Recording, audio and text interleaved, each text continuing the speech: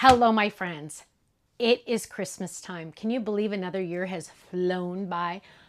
Christmas is such a special time.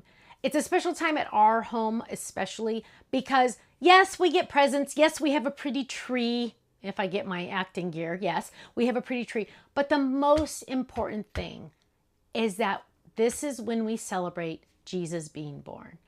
And it's just such an important time. It's an important time that we spend with the children and explain why we have Christmas. It's not about all the gifts under the tree. It's about a little baby, and it gets me teary-eyed. It's about a little baby that was born in a stable, right?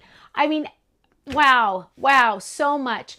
But I just want to tell you from me and everyone at the Stamps of Life, Merry Christmas. I hope you have a wonderful day with your friends and family. Remember the reason of the season. It's not about all the gifts and all the gift wrapping and all of the fun and all of the food and all the goodies and all of that, but it's about a little tiny baby that was born to save all of us.